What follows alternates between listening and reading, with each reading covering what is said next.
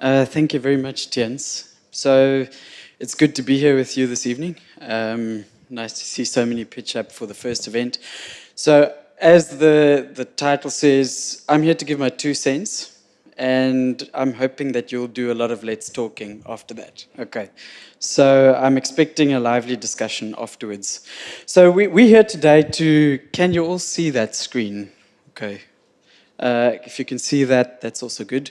We're here to unpack a bit of economic inequality in South Africa. And I think what I'm going to do today is I'm actually just going to open the buckle of the suitcase. I'm not going to unpack all of it because it's impossible, because it's actually a very complex issue. So please, if some of you know more than I do, bring it up in the Q&A. And if there's more things that you want to unpack out of the suitcase, please do. So when we think of inequality, we always think of this old phrase, the rich get richer, the poor get poorer, right? Okay, we all say that phrase at some stage. Now, what I'm going to tell you today is inequality in South Africa is a bit different. It's the rich get richer and the poor get richer. Except that the rich get richer faster than the poor. Okay, that's in a sense the take home today. I'll show you the figures. I'll show you that that's really what's happened post-apartheid. Post-apartheid inequality has actually risen in South Africa. We shouldn't confuse inequality with poverty, okay? Because I'm also going to show you that poverty has declined in post-apartheid South Africa, and it's declined quite a lot. And I'll give you the specific reasons for it. But it hasn't contributed to a decline in inequality, quite simply because of the other half, the rich got richer. Okay, so remember that. The poor got richer, the rich got even richer. Okay, so let's just look at the context. So South Africa is one of the most economically unequal societies in the world. Fact. Okay, that's a fact. So this is work which was done by a PhD student of mine, Anna Orthofer.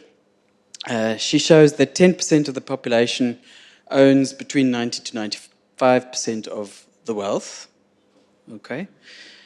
10% earns about 60% of the labor market income. So we usually summarize this with what we call the Gini coefficient. The Gini coefficient, I'm going to refer to it quite often. If it's 0, it means everybody has exactly the same. If it's 1, it means one person owns everything.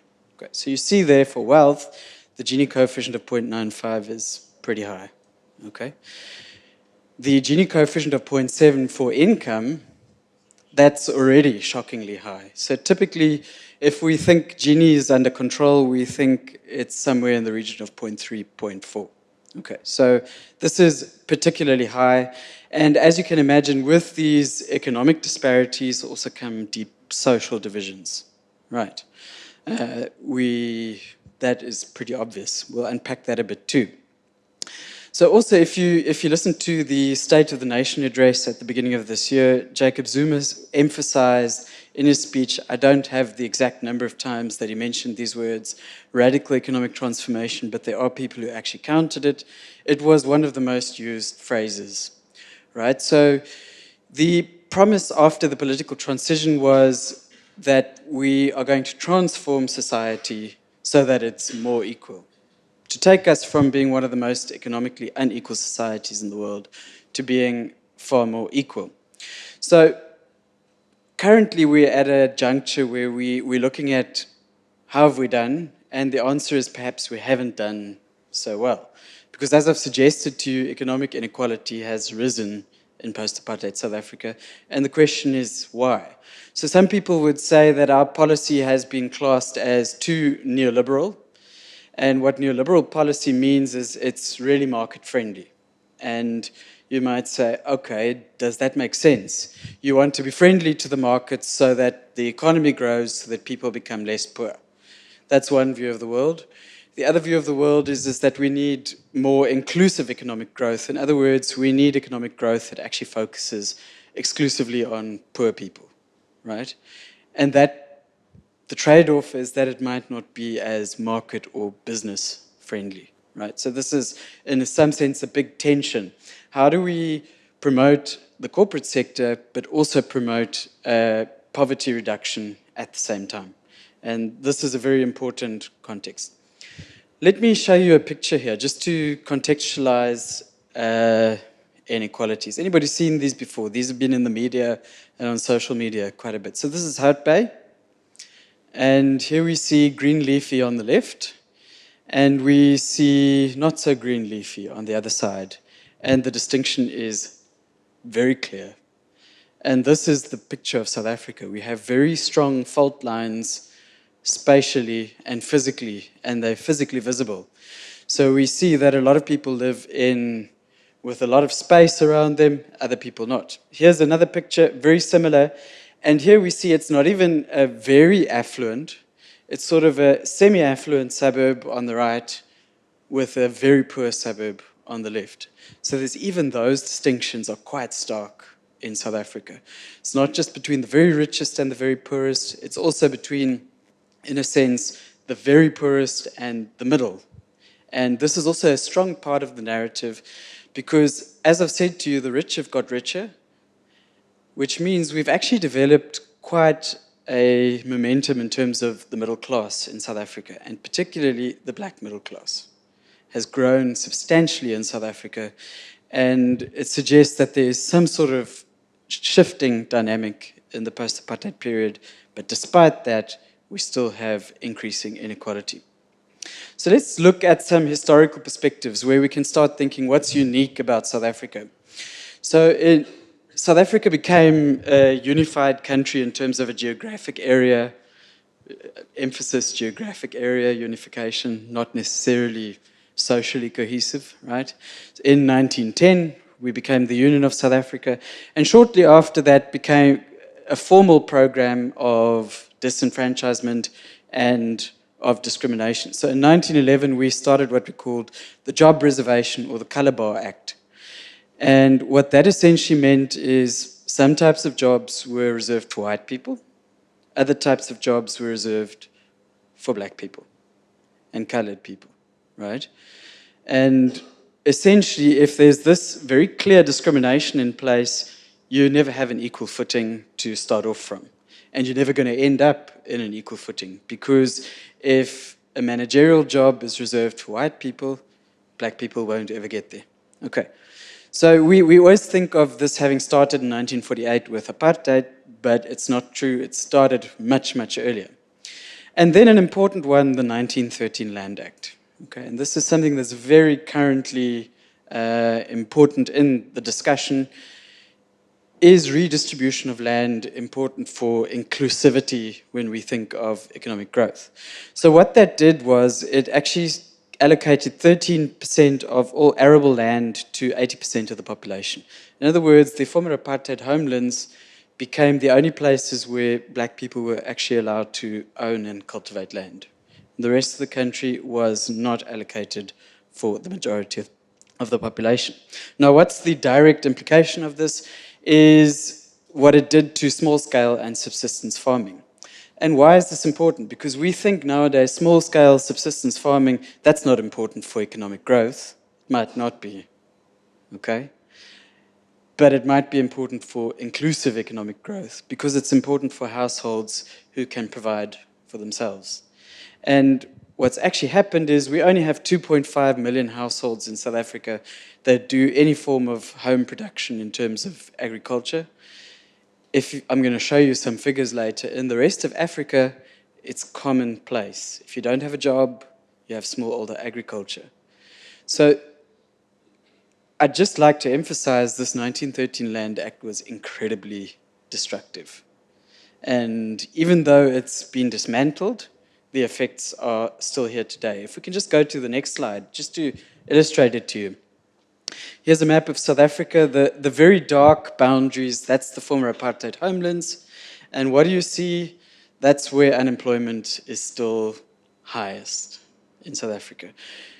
So there's this very clear spatial distinction of where there are economic opportunities. And if that's where you live and there's no economic opportunities where you live, you're going to be unemployed, right? And it's really this vivid picture of how there's a very strong historical legacy of more than 100 years, right? You can just see it traced out by those boundaries. We then move on to the 1950 Group Areas Act, if we can go to the next slide, and this is what we then term grand apartheid, right? So it's shortly after the election of the National Party, and this actually looked at a more micro level. It segregated cities, and the important thing here from an economic perspective, I'm not going to touch on the social perspective, I'm going to focus on the economic perspective here, is what it did to the informal sector. Right? So I've spoken about smallholder agriculture, but here I'm going to focus on a related sector, the informal sector. Now, our gut reaction when we talk about the informal sector, again, that can't be good for economic growth. Well, maybe not, right? But it's really helpful for somebody who doesn't have an opportunity in the formal sector to create a job in the informal sector. So it might not be good at the big scale, but it can be very good at the small scale, and it's probably more inclusive. It might not take people out of poverty, but it gives people an opportunity to have something, right? So what this Group Areas Act did, it didn't just separate people into different parts of the city according to your race group. It also limited the opportunities for informal sector activity to thrive within cities. And it was actually prevented. So in most of Africa, there's this phrase coined by a World Bank economist where they say, informal is normal. Informal is normal. And in South Africa, informal is not normal. Even though we think so, it's not. I'll show you those figures in just a while.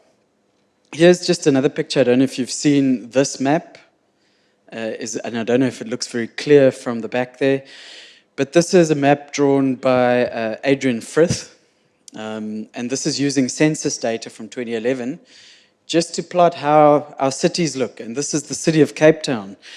The blue dots is where Black African individuals live. The orange dots, which you can also see quite clearly, is where predominantly where colored people live. The purple dots is where white people live. Okay, now you can see there's very clear distinctions. That hasn't changed. Okay, it's very clear distinctions. And it's again a vivid picture of how history has changed things. Now, why is this important? Well, if you look at where the CBD is in the top left-hand corner, a lot of impoverished people live far from the CBD. Transport cost is one of the important factors as to why people can't find a job in a central area, because it takes so long for people to get to a place, and it might even cost them more to look for a job, especially if there's a low probability of finding a job. So transport and living in outlying areas is a serious issue. Okay? It prevents people from becoming part of the core of the economy. And that's also a legacy which hasn't necessarily changed much.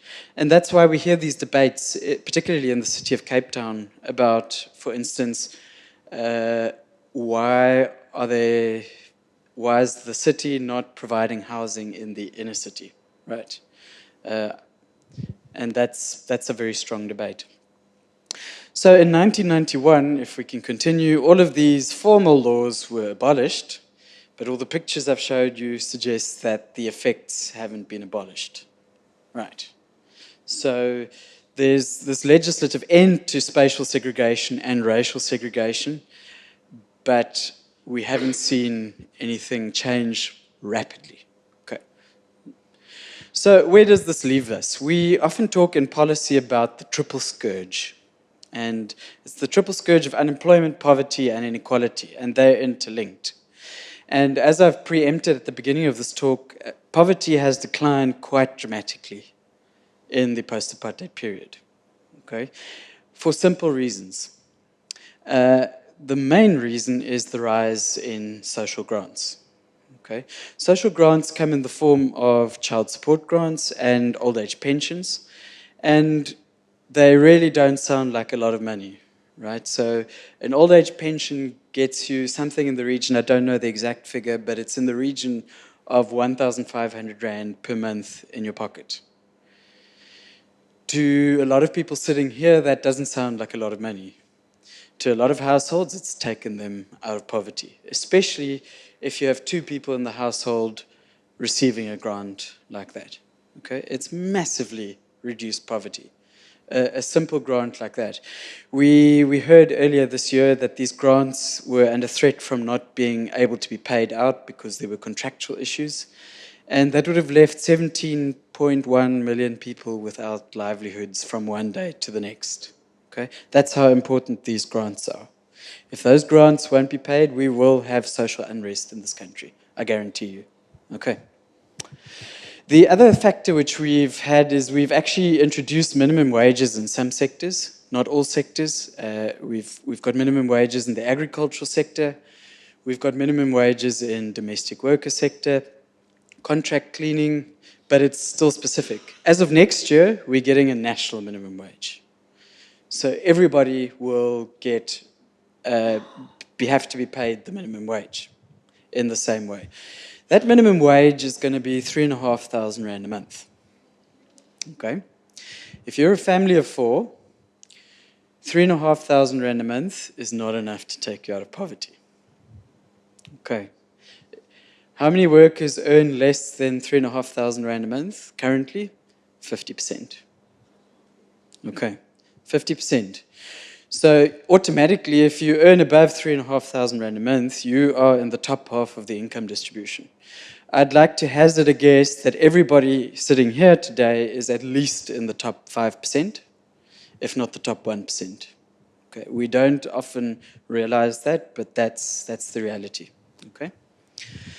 So poverty has declined through simple interventions. Okay? Minimum wages, they're not high, but they've reduced poverty. Social grants are not high, but they've reduced poverty. And it just gives us an idea of the dire constraints that many households face. But inequality has risen despite the reduction in poverty. And here it's really the growth of income among the middle class. And I call it the middle class because actually this middle class is sitting in the top 5 to 10%. So it's not really the middle. Okay. And I'll show you that too. But also what we've seen is that unemployment has risen. Now, I'm also going to argue that unemployment, even though it's very serious in South Africa, it's not as important for inequality. Okay. I'll talk about that a little bit later. So in other words, we've kind of got this dichotomy where we have labor market opportunities for the rich. So I'd like to say that if you've got a job, you're rich. Okay. If you've got a job, you're rich. And in some senses, the government is responsible for the poor. That's where we are. I'm not sure whether the government should be responsible for the poor, but where we are, the government is responsible for the poor.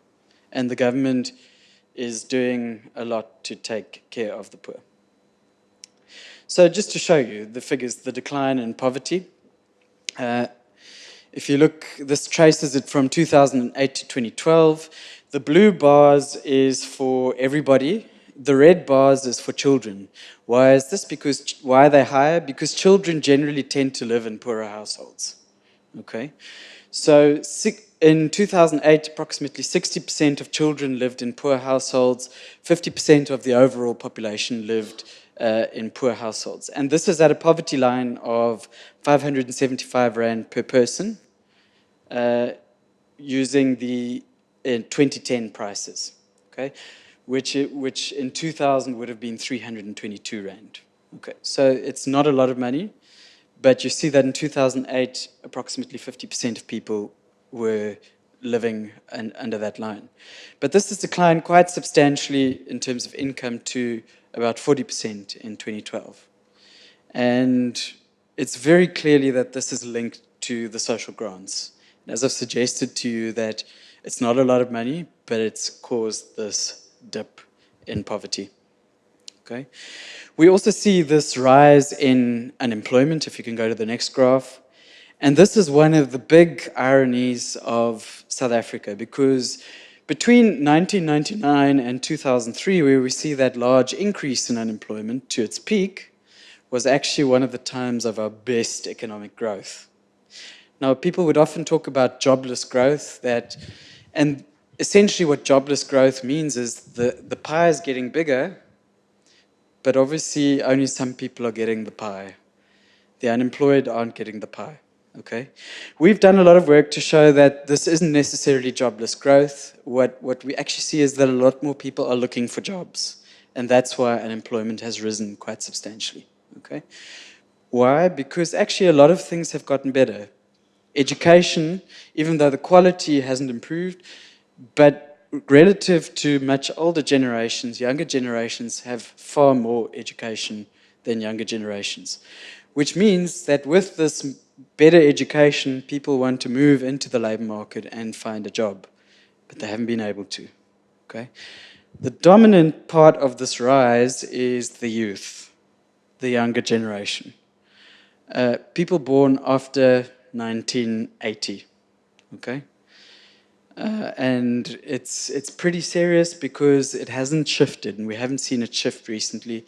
It means we have a younger generation that isn't transitioning from school into the workplace, despite having more education. Okay, despite having more education. And as we see, this unemployment rate is stuck at a level of 27% approximately. Okay, it doesn't even give you the full extent. Why? Because this is just as a proportion of the people who want to work. There's a lot of people who've said, don't worry, I've given up. I'm not even going to look for a job anymore. And they're not counted as unemployed. Okay, so the problem is actually more serious than that 27%. So why do I say this? There's a unique labor market at the core of the issue. So I start off with what's on the left-hand side, which is usually what we see in developing countries. So think other African economies, Asian economies. Usually what we have is large self-employment sectors, large informal sectors. And that's why I mentioned the Group Areas Act previously. Okay? Large self-employment, people creating a livelihood for themselves, even if it's not a great livelihood. Okay? Even if people aren't getting rich from it. Then typically what you have is a very small formal sector. In other words, people working in office jobs, people working for an employer, people who actually have a contract. Okay. So very small formal sectors and low unemployment. Why is there low unemployment? Because there's a large informal sector. Okay. So people have that alternative. And what happens here is that you typically have low inequality because you have this very large self-employment sector. It's kind of like most people are poor. Okay, so there's not a lot of social disparities. In South Africa, we have large segmentation. We have a decidedly small informal sector. It's between 15 to 20% of total employment, and that's small. Okay, that's small for a typical developing economy. We have actually a very large public sector and a medium-sized private sector. Our private sector is small in comparison to developed economies, but very big in comparison to developing economies. So in some senses, we have this characteristic of a developed economy, but we haven't made the full transition to being a developed economy to provide jobs for unemployed people. We also then have this high unemployment rate, and why is that? Because this medium-sized private sector hasn't grown to become a big private sector, and the small informal sector is virtually absent. So there's this very high competition for well-paid, high-skilled jobs. And as I've suggested, it's because of the apartheid-era restrictions on informality. So on the one hand, we've got these highly skilled jobs that pay very well. On the other hand, you have people, the 50% to get paid below the 3,500, of which some of it is informal sector, but a lot of it is private sector. Okay, which means we have massive inequality, and a lot of that inequality is within the labor market. Okay, so I'm not even taking into account the 27% unemployment or the people who've stopped looking for jobs. Within the labor market, that's where the big story is. These very highly skilled wages compared to very, very poor wages, which means we have high inequality. So about 70% of all inequality can be explained by differences within the working population. So surprisingly as it sounds, while it's important, the dominant story isn't the difference between the employed and the unemployed. Okay? The big difference is between those who actually have a job, those who have a good job, and those who have a bad job, quite simply. Those who have a good job typically work in the formal sector. They typically have at least a matric or a tertiary degree. The returns to a tertiary degree, in other words, the additional income you get after you've graduated from university, that return is one of the highest returns in the world is in South Africa. Okay? It shows you how skills hungry our economy is on the one hand, but we have a large supply of unskilled workers, and it's this imbalance that's the problem. So we have these wage differences between low-paying informal sector, well-paying formal sector. We also have large wage differences between the private sector and the public sector. You might be very surprised to hear you'll do well to work in the public sector. Okay, not the private sector. Wages for, at least for semi-skilled workers, are higher in the public sector, not the private sector. Okay? It's something which we never realize, but it is the case. So just to show you the figures that I promised you, this pie chart splits up the working age population of South Africa. And this green part on the right-hand side, that 22.72%, that's our medium-sized formal sector. The small blue slice on the left hand, the 11.96, that's commercial agriculture. Where do we find subsistence agriculture? I'm struggling to find it on the graph. It's that small, almost inexistent orange slice on the right-hand side. Okay. Keep that slice in mind. I'm going to contrast it for you just now. Then, where is this brown slice at the bottom is not economically active. In other words, people have decided it's not even worth it for me to get involved in the economy. Okay, it's not worth it for me to get involved in the economy. The unemployed, on which that 27.6 is usually calculated, is what I call searching. It's that green pie in the top left-hand corner, the 13.11%. Okay, so even that is relatively small. The informal sector is that 7.23%, that red one, also relatively small. Contrast that to a typical developing country, and I've drawn here figures for Malawi, where the bottom left-hand slide, the red one, where we had in South Africa not economically active, about the same size, what do we have? Household agriculture. People producing their own livelihoods for themselves. In South Africa, it was that almost non-existent orange bit. Okay, so household agriculture is really something where it went wrong. Okay, now the question is should we go back to household agriculture or not? Is that going to solve our country's woes? And it's a difficult question because in some senses we've turned a corner. Can we just reverse that and go back to where we were? Or do we need a new plan? Okay, do we need a new plan? The informal sector over here is what we call here the self-employed. It's the 10%, plus this big blue bit on the bottom right-hand side is what in Malawi they call ganyu workers, casual workers. So you see the informal sector is huge. The unemployed is that almost non-existent purple one at the other end. Very, very clear trade-off between household agriculture, informal sector, which is present in typical developing economies, absent in South Africa, which means that a lot of households just have very little livelihood. I'll show you some more figures that show this. Let's compare ourselves to a more developed economy that's more similar to South Africa, Brazil. Okay. So in South Africa, if we look at the percentage of people who are self-employed, yes, if you can go to that one, yes, it's for men, it's about 8%, for women, about 6%. In Brazil, those figures are closer to 30%. Okay, we have very low rates of self-employment in South Africa. If we also look at small firms, which is typically representative of the informal sector, we see that it's also much higher in a country like Brazil, who, by the way, had the same inequality problem as South Africa, but they've started to reverse it. Okay. But a similar economy, but it looks just so different. And what's different is we don't have self-employment, we don't have this entrepreneurialism in South Africa. And it is because of the restrictions on the informal sector. So how does this translate? Let's get into the figures of actual inequality. So these are figures from the Living Conditions Survey in 2017.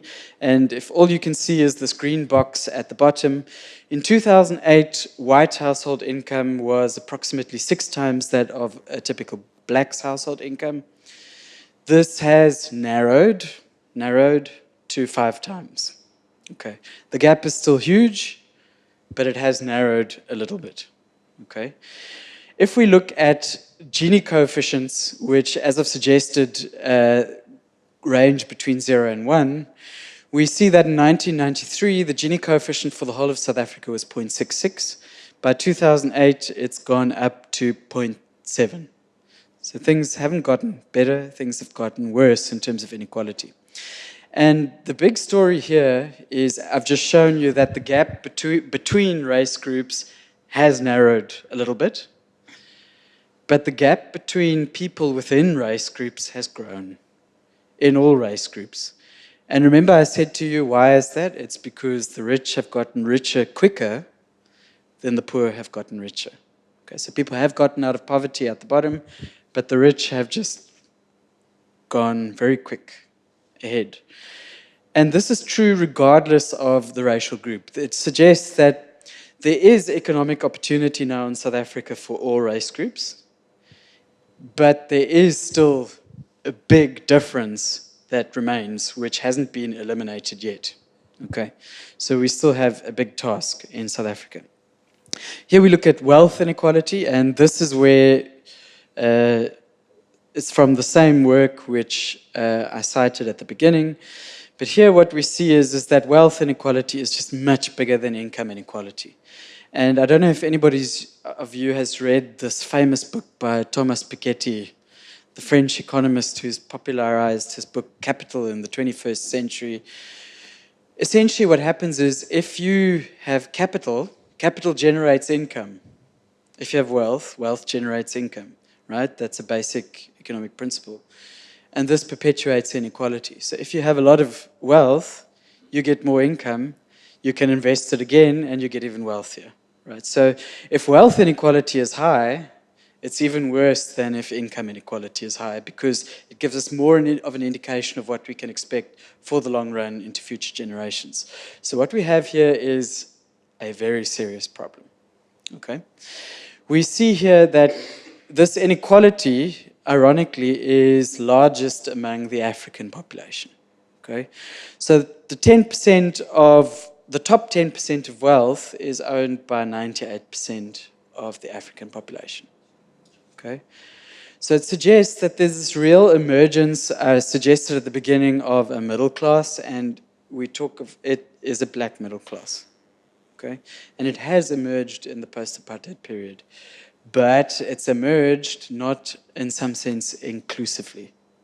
It's gone to a few people. As we see, it's gone to 10%. And this is why when we talk of economic empowerment, black economic empowerment, the rhetoric went to broad-based black economic empowerment, because the fruits of economic change haven't gone to the majority of the population. Okay, and this is quite a serious thing. Here, if I show you these additional figures over here, it splits South Africa into people who are chronically poor, in other words, people who are just always poor, okay? And here we see that the blue bars, they're dominantly black African individuals, okay? Transient poor are people who sort of move in and out of poverty over time.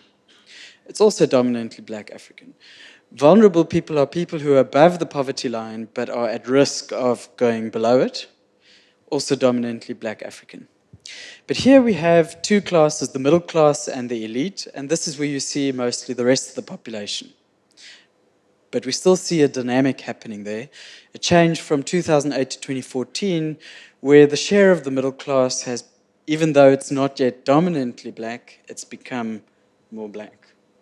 And similarly to the elite, where it's still not dominantly black, but it's become more black.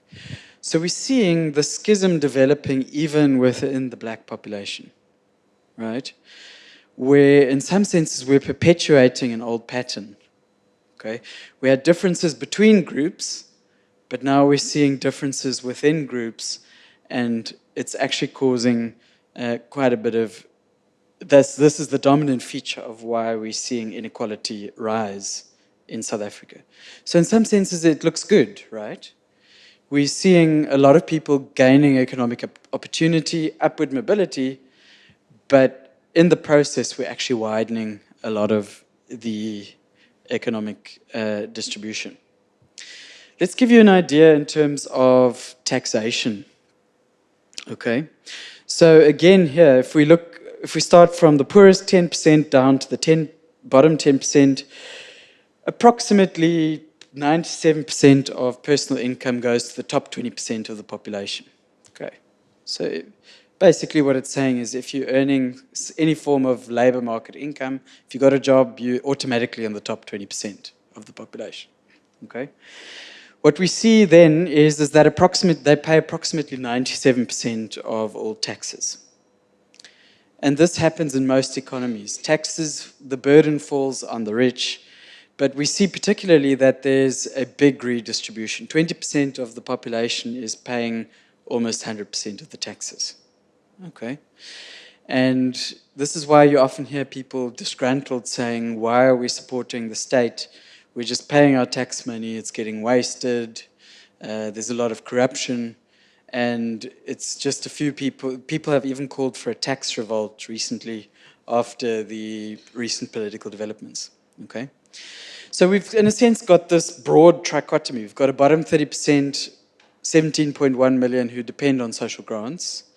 You've got a middle 50% with really bad paying jobs, and 20% who are actually getting some sort of livelihood from the economy. How are we doing for time? How are we doing for time? Speed up. Okay. Here I'm just showing you, this is the over time between 94 and 2012. The top blue line on the left-hand side shows you that's the top 10% and relative to the middle person. And here we see they've grown. Okay? Even if you go to the 75th percentile, that's the bottom line on the left, they've just sort of stayed constant. Things haven't been very mobile for them. The bottom 25%, they've also sort of just stayed the same. The bottom 10%, they've seen growth, and that's this reduction in poverty. So it's just to emphasize, it's this top 10% and the bottom 10% who've done well post-apartheid. Everybody in the middle has sort of stayed the same. Okay. But what does the tax system do to redistribution? Let's start on the left-hand side, the Gini coefficient 0.77, before any taxes have been paid and before redistribution. If we pay taxes, the top grey line, it reduces a bit. If we pay social grants and give free electricity and water, it reduces to 0.67. That is massive. Massive, massive, massive. Then we pay indirect taxes, VAT, it doesn't shift a lot. And then we provide health and education services, and we get to a Gini coefficient of 0.59. If we've moved through the tax and the government expenditure system, we reduce the Gini coefficient by a massive amount. But it still doesn't get us even close to Brazil, who before the government has played any role, is at a Gini coefficient of 0.57. Okay? So the point is the government is doing a lot, but we're still not there. So we cannot rely on the government to solve the problem. Okay. To give you an idea here, the blue bottom is in 1993. What we see, the poorest, if you look at the blue plus the red, that's income that came from jobs, from the labor market. About 80% of poor people, the poorest people, got their money from the labor market previously. Where's that at now? It's about 30%, and the big purple bar is income from the government. We have become a state, a society that's dependent on the government, to put it quite frankly, okay? Because the labor market isn't doing its job, okay? Quite simply. I think I'm going to leave it there, okay? I think I've given you enough to ask questions. There's more I could talk about. I might refer to it through your questions. But yes, so the take home is the poor have done better because of the government. The rich have done way better. And the middle people are sort of floating around. Okay. And we need a better labor market to sort out these problems because, to be quite frank, the government cannot support the entire South Africa. Our debt levels, our GDP, what we produce in a year, currently we owe that 50% of that to the rest of the world. Okay. Which is why we've been downgraded recently. So we cannot expand this even further. We cannot. We will shoot ourselves in the foot. Okay. So it leaves, in some senses, more questions than answers. Thank you.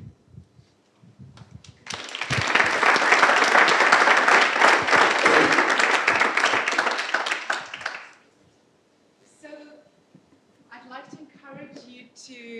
I'd like to encourage you to post some questions on the WhatsApp and SMSs. I know you're busy formulating there at the back.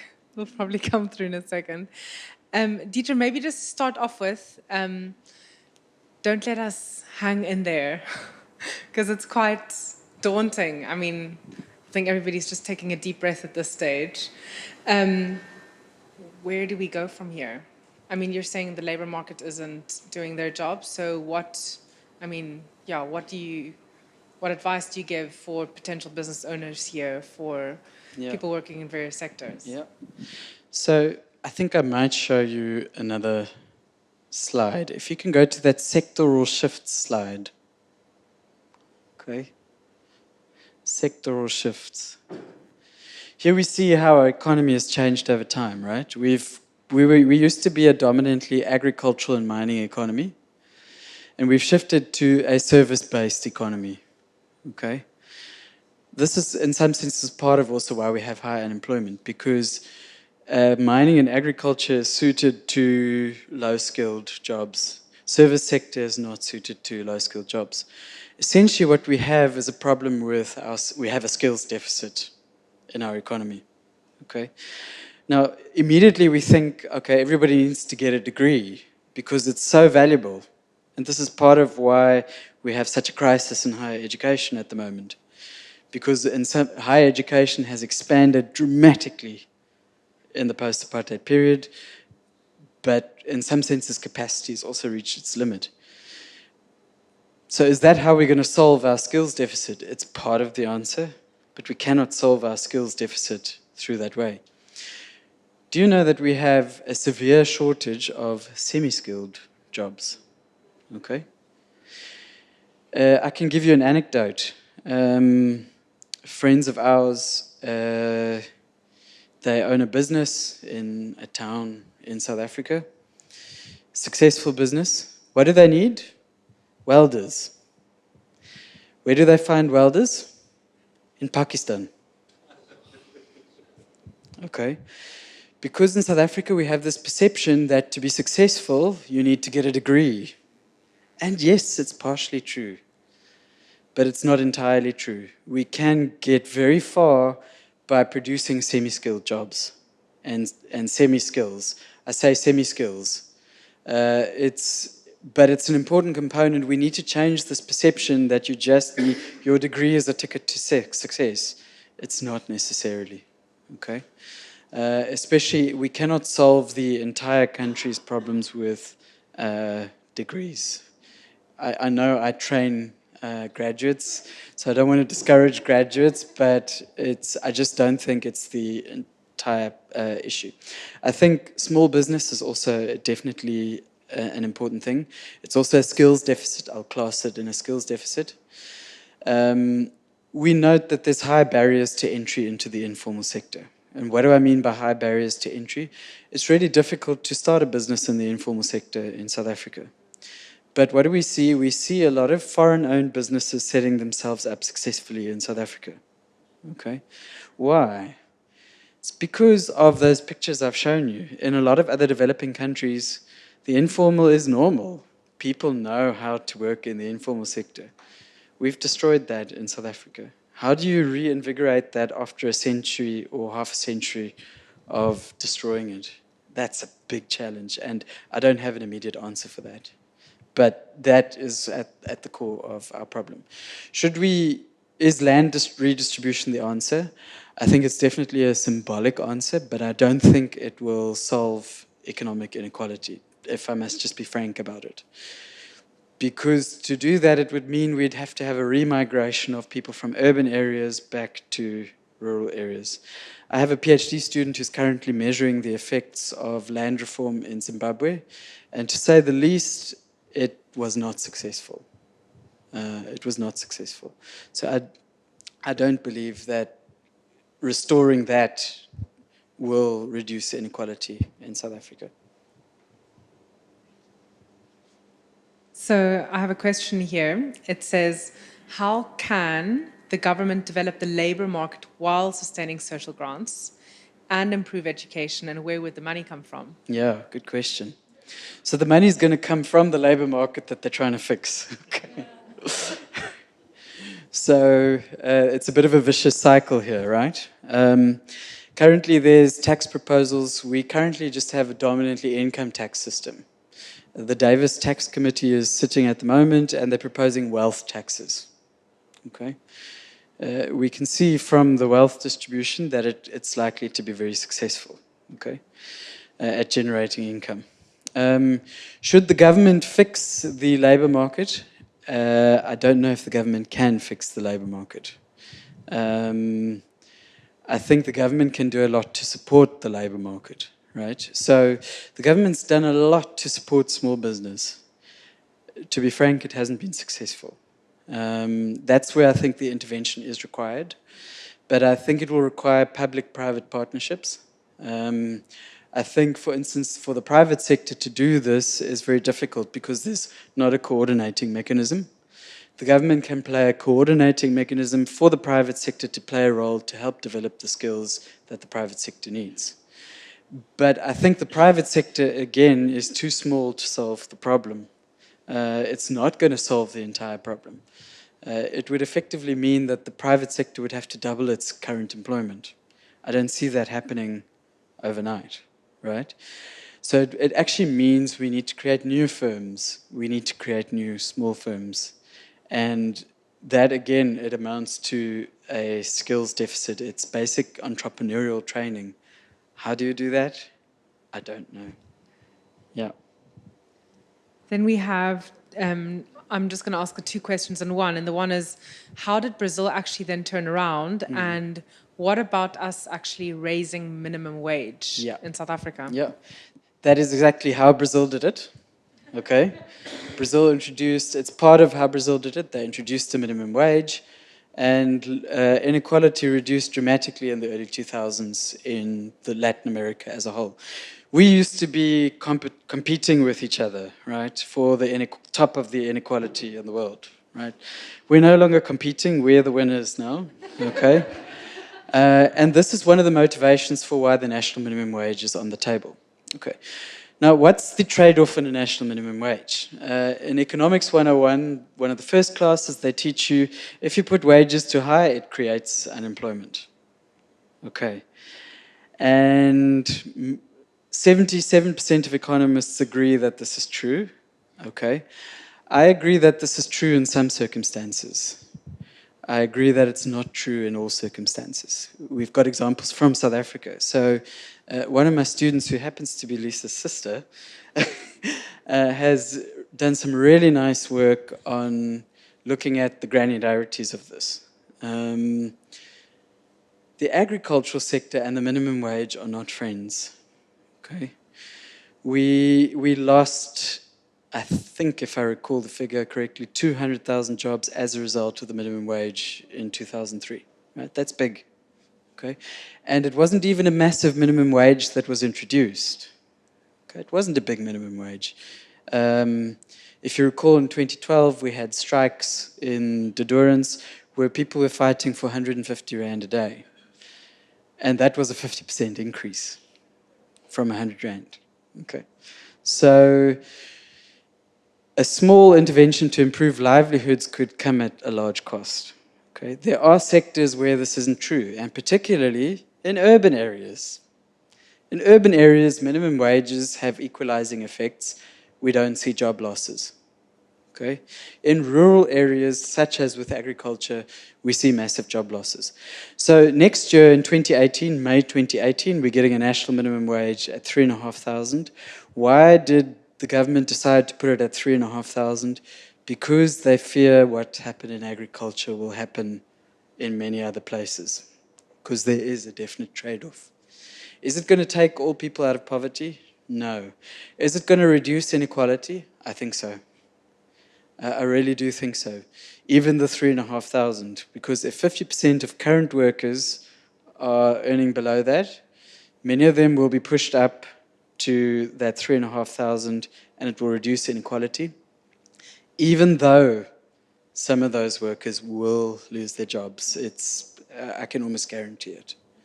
It will, but in effect, it will still have an inequality reducing effect. That's just my projection. But it is one of the ways which we can reduce inequality. Then there's a question, what does wealth taxation look like? Yeah. And then I also have a question around what does flat tax look like? Yeah. And what would the implications be? Yeah. So wealth taxes, currently we have wealth taxes in inverted commas. We have capital gains tax currently in South Africa, where if you sell a property that's not your primary residence, you have to give it up as an income, and because you've earned some money out of buying that property. It's an investment income. So that's how it currently looks. We've made a small start towards taxing the wealthy on their incomes at this stage, okay, where we've had the additional bracket added this year to people who earn above 1.5 million, but that's still not a wealth tax. It's literally looking at the wealth you hold and taxing that. So dividends tax, which is also a wealth tax, has also been raised this year. That's part of that. But it's going to be starting to actually tax your balance sheets. Yeah.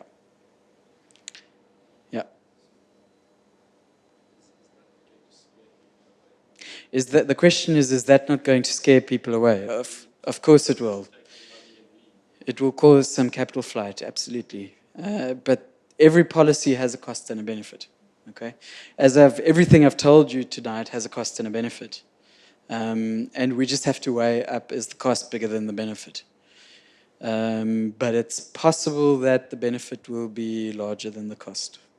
Yeah, for the economy as a whole. Maybe not for some individuals. Yeah.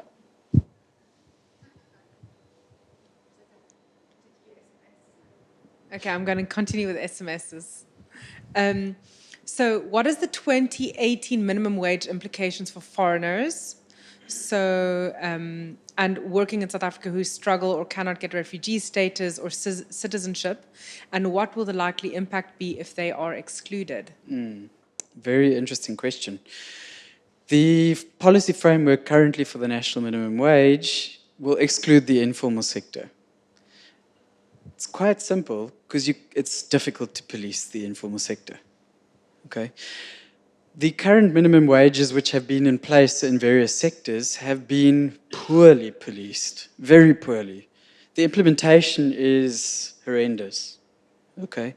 So I suspect also the implementation of the national minimum wage, it's not going to be very good. So I do not think foreigners will get their due, if I can just put it in straight and simple terms. They won't enjoy the same protection from the legislation, especially if they're working in informal sectors. Yeah.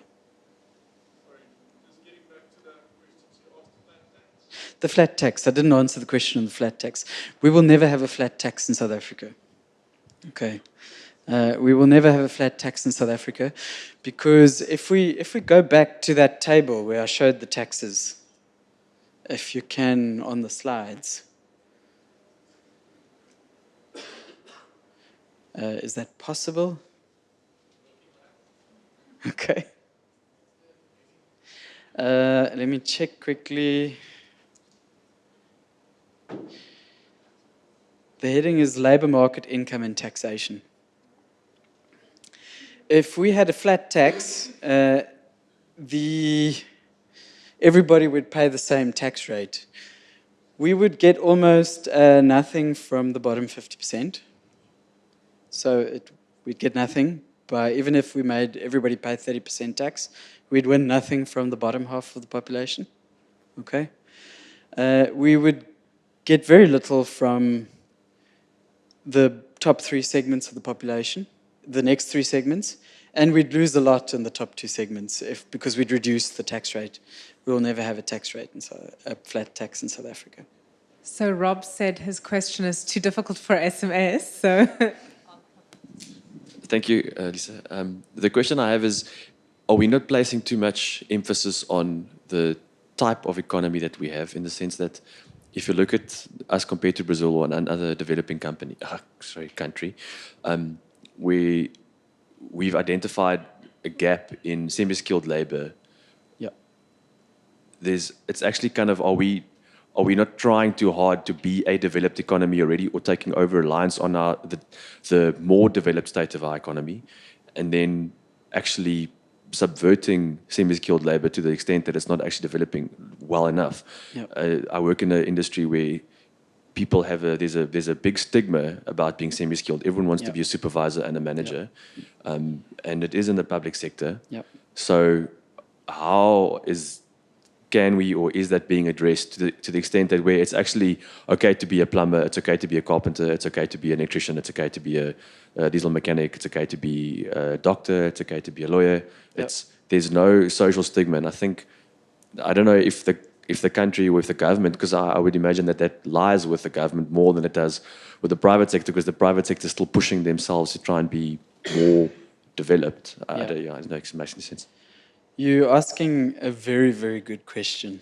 I think there's a lot we can unpack here. Okay, so I'm going to start off by saying there's this definite tension between we are partially a very developed economy. Okay, do you know that we have one of the best financial sectors in the world? We do. The World Economic Forum rates us in the top 5 in the world. Okay.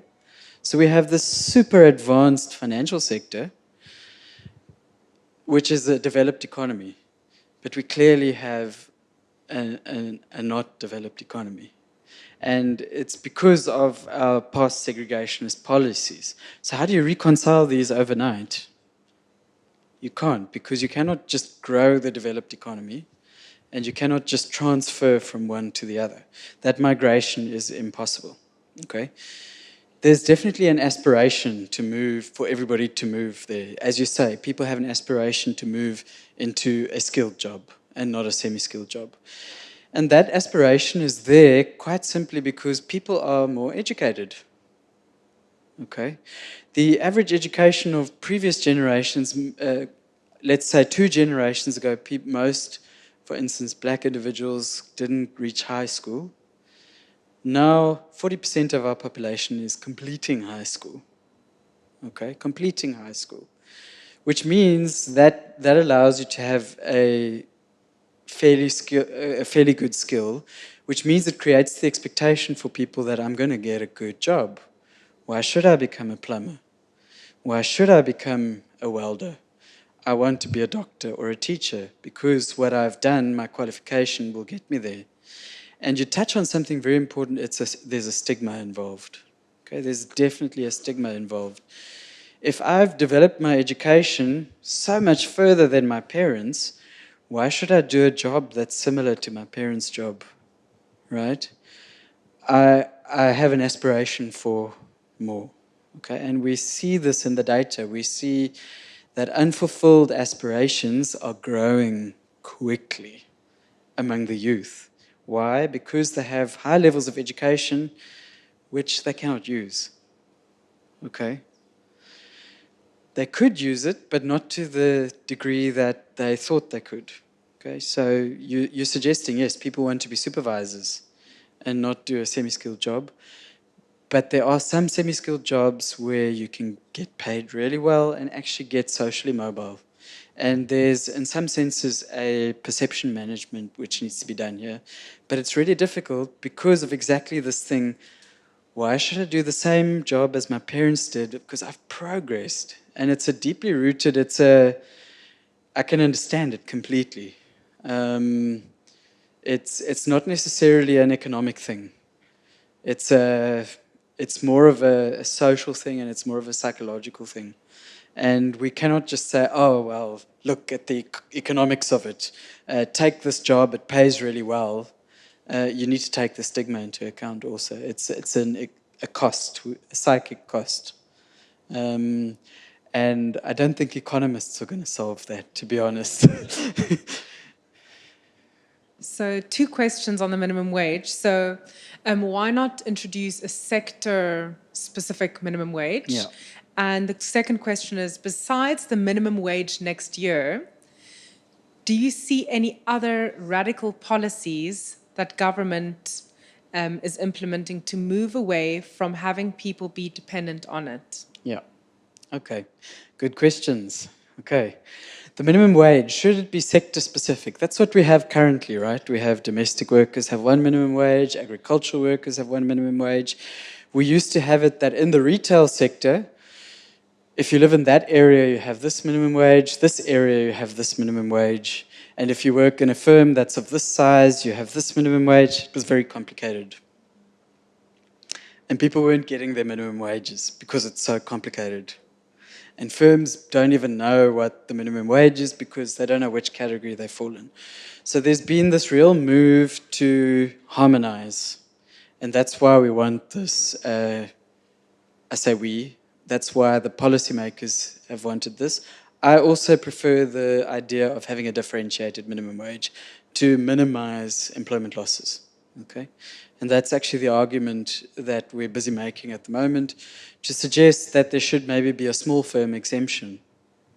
Okay? The policy acknowledges the vulnerability of small firms, and they're actually giving them an extra year to get used to the national minimum wage. Okay? I'm not sure whether that year is going to be enough. Okay? There's no exemption for rural workers. I think there should be. Okay, I think there should be. So I'm really fearful for rural workers.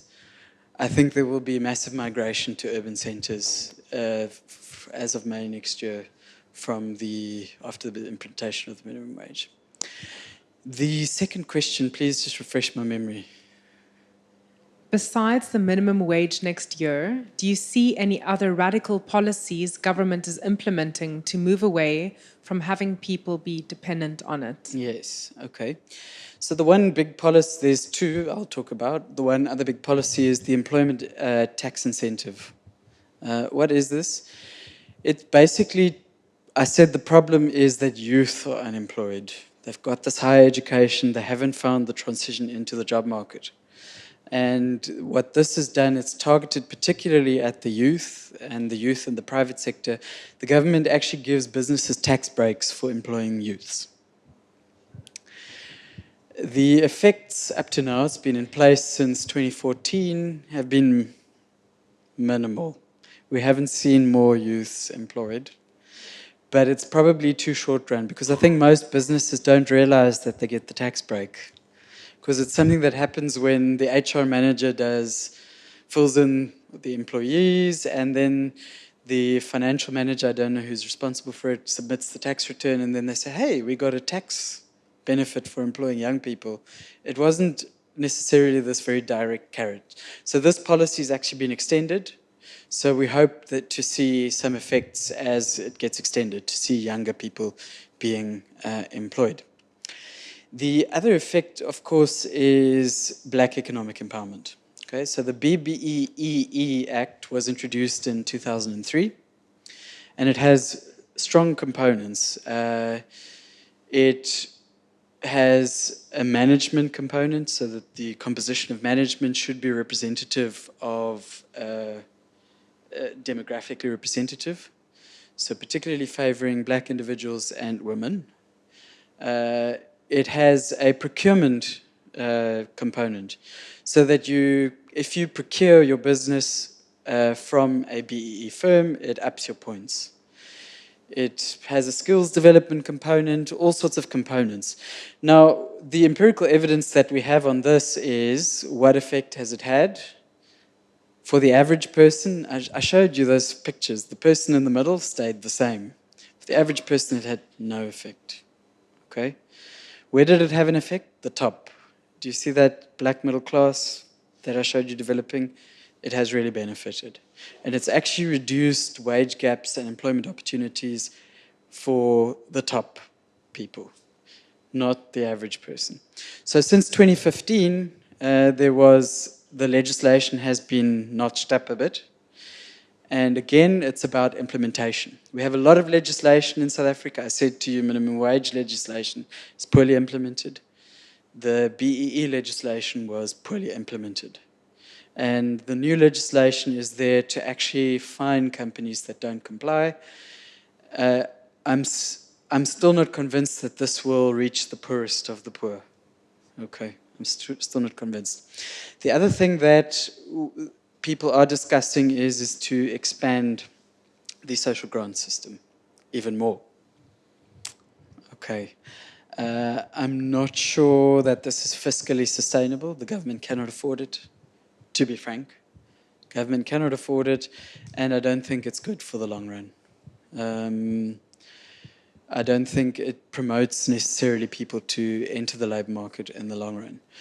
The effects are mixed, but I don't think it's something that we can do for the long run. Other policies, radical policies, this is as radical as it gets at the moment, okay? Now that we've had a change in finance minister, we might see some more radical policies that focus on redistribution, okay? Hopefully the redistribution won't just go to Eskom and SAA, and the people who are interested in Eskom and SAA. So I'm going to ask you two questions again. How can we stimulate the informal sector?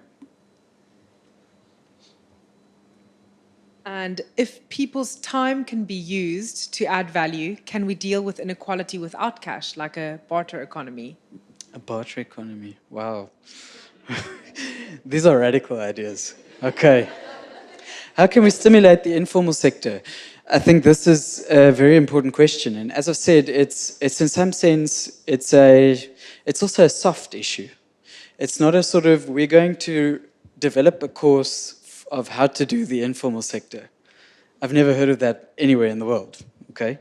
The informal sector is something that transfers from generation to generation. You learn from your parents. But we've had a whole two generations that haven't done the informal sector. They couldn't. They weren't allowed to. So that transmission mechanism is gone. We were at one stage considering a study where we see if we pair up a South African informal sector worker with a foreign informal sector to see if there would be some sort of skills transfer. Who knows? It's possible. But I think something that could work even better is if the private sector played its role, an active role. And the private sector can play a very active role, not just in terms of how to do business. It's simple things that block people from being successful in the informal sector. It's things like, I don't know where suppliers are who will supply me at a good price. That's simple, right? So cutting costs is a part of being profitable. There's evidence to suggest that foreign suppliers who don't have networks here come here, or foreign informal traders, and they come here and they get successful quickly because they figure out the networks quickly. Okay? Networks are important, and I think the formal sector can offer its hand to provide a network for the people wanting to go into the informal sector. Should we go back to a barter economy? I actually heard this at a presentation this week where we suggest we romanticize the re-peasantization of the economy, particularly referring to land reform. Okay, so that everybody goes back to the land and, you know, we plant and that's how we live. I think we've turned a corner, to be honest. We are no longer there, and to go back there, we won't. Okay. I don't think we'll go back to a barter economy. The new buzzword is the free economy, however. Okay. Anybody heard of that? Okay, the free economy. I'm actually concerned about this. We've got a lot of problems now, but I'm concerned about where we're heading. We have very progressive thinkers in Silicon Valley, in the Ivy League universities of our world, who have a new vision for the world, where we call it the fourth industrial revolution, and where computer algorithms are going to do a lot of what you and I do. I'm not even talking about the semi-skilled workers we're concerned about, and the unskilled workers. I'm talking about you and me, okay? For instance, accountants are at high risk of no longer having a job in future, because computers will be able to do their jobs. Me as an economist, I'm also at risk, okay? So the proposal for this, actually, it's bizarre. Okay, we're going to have the free economy. We're all going to do nothing. We're all going to have a basic income grant, and we're all going to live off the government while the machines do it all for us, in its extreme form. Okay? And I'm not joking, I'm not painting an extreme picture. These are conversations that are happening. Okay. So to talk about moving to a barter economy, no, we're moving in a completely different direction. And South Africa needs to know how to cope with that quickly. Okay? Even doctors will be partially replaced. Machine learning algorithms can predict cancer diagnoses very well nowadays. They can diagnose heart disease very well. Computer algorithms can do these things. Okay? So if you want to secure a job for the future, become a data scientist. Yeah.